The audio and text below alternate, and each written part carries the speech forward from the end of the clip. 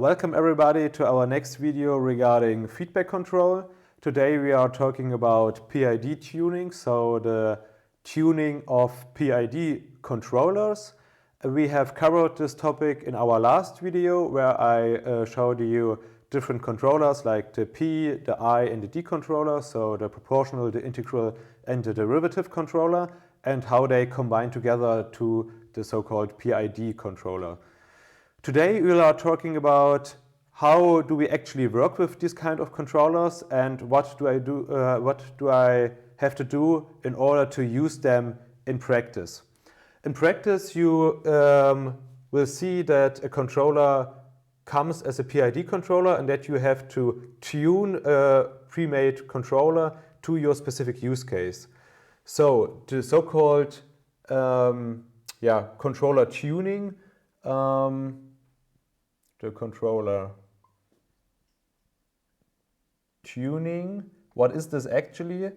That means that you have to find good values, so values which ensure that your controller behaves in the way that you are expecting the controller to behave.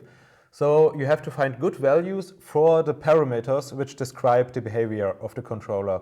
So you have to find good values,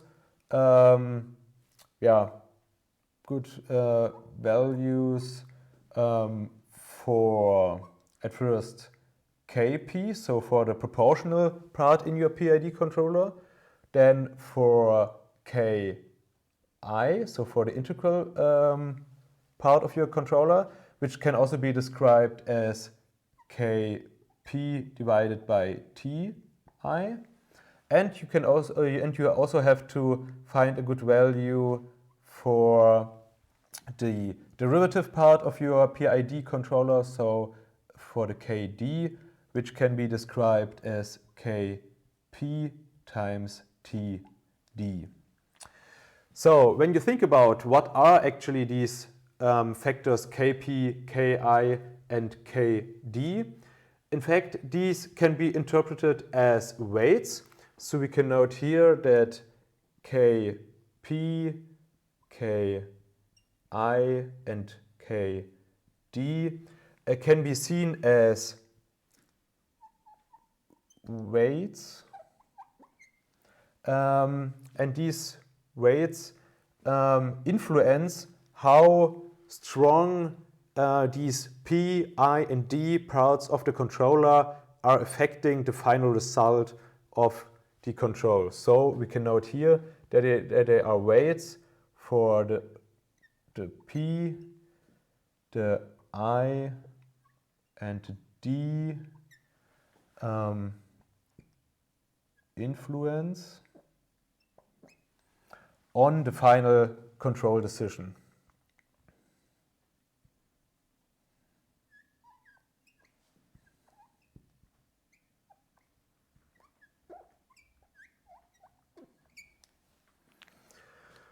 Okay, so how can we find these weights for the P, I and D influence? What kind of methods or what kind of approaches are there?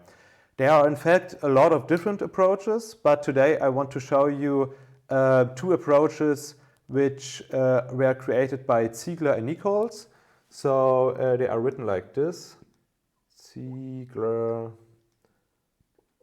and Nichols. And these have the characteristics that they are actually quite fast to do these kind of approaches, and they are actually quite simple, and oftentimes they are good enough. So often they are sufficiently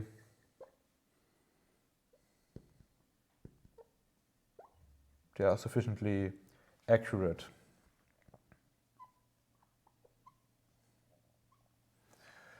Okay, then how does a Ziegler and Nichols approach look like? In fact, there are two approaches. So the first Ziegler and Nichols method,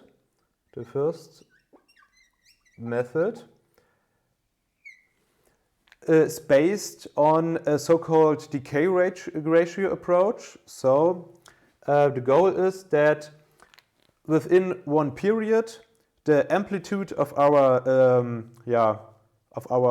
disturbing signal or the amplitude of our resulting error signal goes down by a specific factor. In this case, we assume that it should decay with a ratio, so that we have a decay ratio of around 0.25. So after one period, the amplitude should lose 75% of its value, and so that just 25% of this remaining error signal is in the system.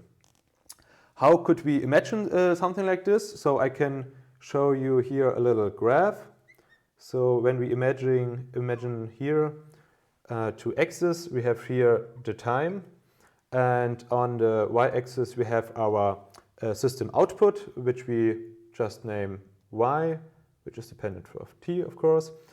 And then we have some kind of error signal, maybe something like, let's try it, something like this. And at the beginning, this error signal has a value of 1. And then after one period, so after a time span roughly like this, so this is our period, period P. After one period, it should have a value of 25%. So how can we determine the Kp, the Ki, and the Kd so that this actually happens? We can do this through another diagram, which I will show you right next to the first one.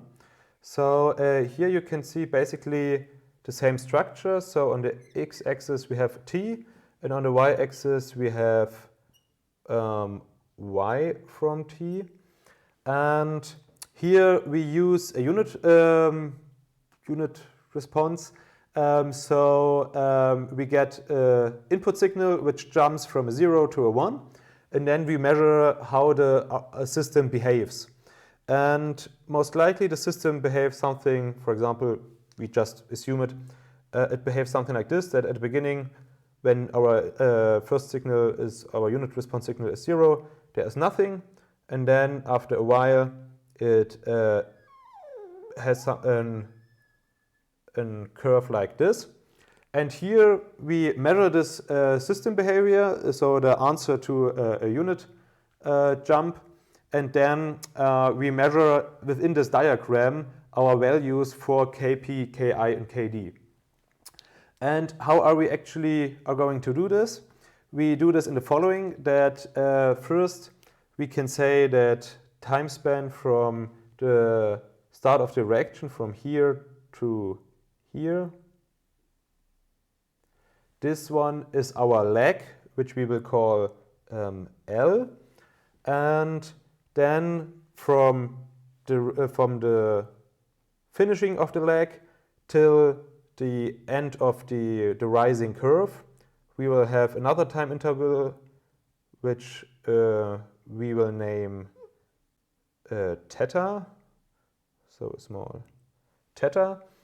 And then we can look at this part of the curve, and we can put in there a tangent, so something like this. And here we will measure the slope of this tangent. So what we are doing is that we measure the tangent, so we can draw here a rectangular, two rectangular lines. And then we will name the y component k, and the smaller, the x component we will name theta as well. So let's name it here theta theta, just theta, and this one we will name theta 1.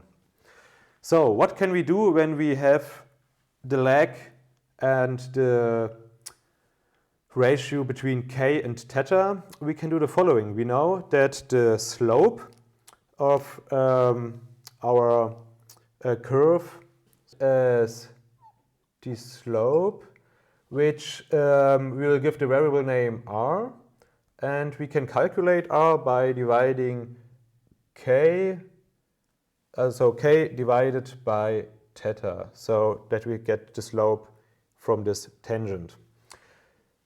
This slope is also called the reaction rate.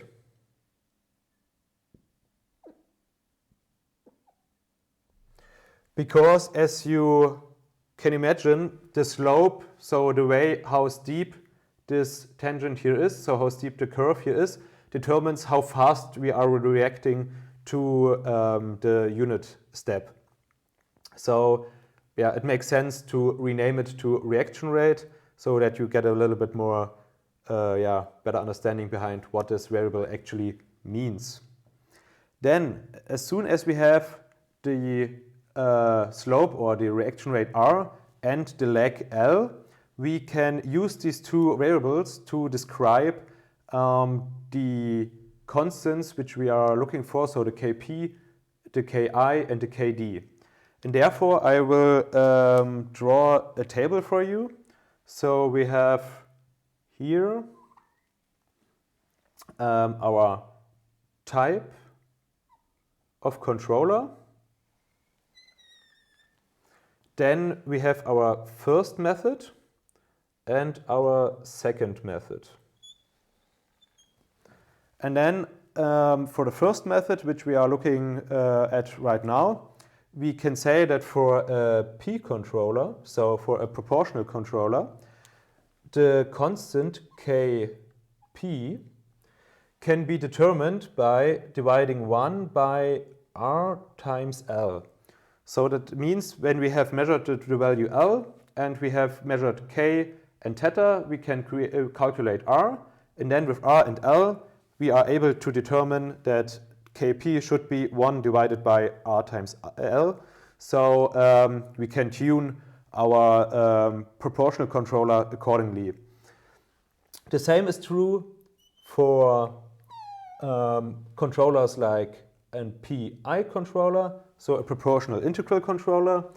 Here the method says that the factor Kp should be 0.9 divided by RL, and that Ti, so Ti for the integral part of the proportional integral controller, that this Ti should have a value of L, so our lag duration, divided by 0.3. These ratios are given by the first method, so by the first Ziegler and Nichols method, because they are tuned so that they fulfill the requirement that we have an overall decay ratio of around 0.25 after one period. And then finally, for the most interesting controller, maybe for the PID controller, we can say that the value Kp should equal 1.2 divided by RL, and also the component Ti, so the integral part of the PID controller, should be tuned with the value of 2 times L. So you can see actually quite different to the PI controller. And then the derivative control part of the PID controller, the TD, should have a value of 0.5 L. So, as you can see here, we have a method which helps us to determine all the parameters for a PID, a PI, or P controller through measuring the reaction of our systems when the system reacts to a unit step. And as soon as we measure this reaction, we can use the values L and R to calculate these so-called tuning parameters. And of course, it's not the only method, because Ziegler and Nichols proposed also a second method. And I will show you how this method works now. For the second method,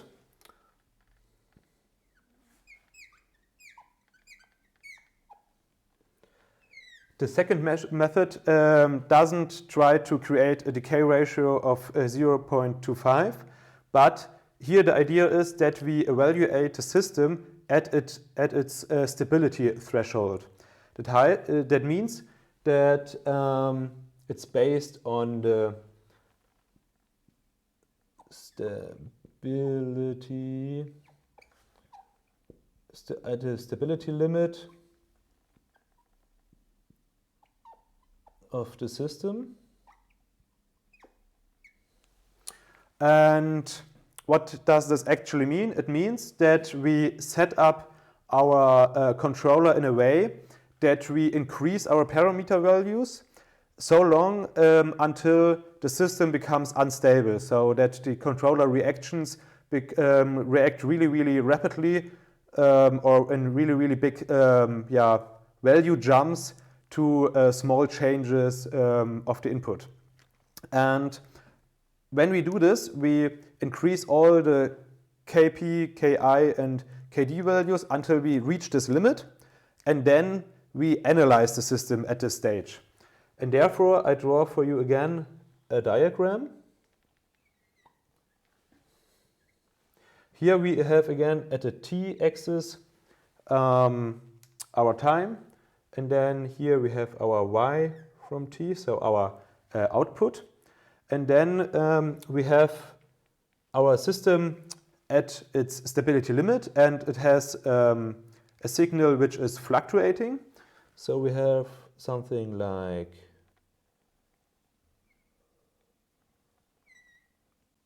this. And here we measure two things. So we measure at first the so-called ultimate period, which means that which is just the period of this swinging system. So we name this here the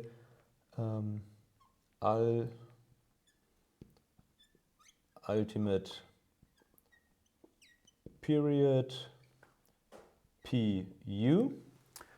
And we measure also the so-called ultimate gain,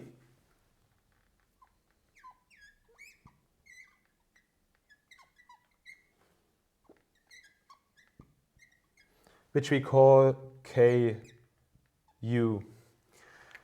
So Ku is the value, the so-called ultimate gain, which is the value we set the controller at in order to achieve this kind of behavior.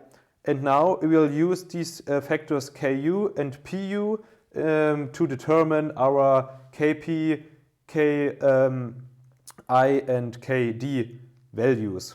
So how does this look like? So for the proportional controller, when we are using the second method, we are determining the Kp value in such a way that Kp equals 0.5 Ku. And for the PI control, so for the proportional integral controller, we set the values of Kp to 0.45 Ku, and Ti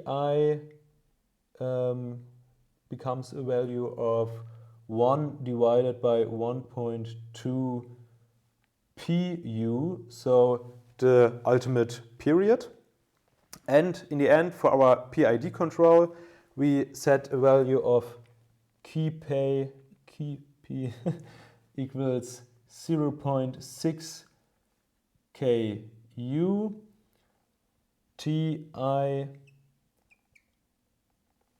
gets a value of 1.5 Pu, so not 1.5 but 1 divided by 2, so a half Pu. And the Td, so the derivative part of the PID controller, has a value of 1/6 of pu. So with these two approaches, you can see that it is possible to tune your controller, which means that you are able to find good values for Kp, Ki, and Kd, so that the resulting controller reacts well for your given setup, so for your given system which you are trying to control with a controller.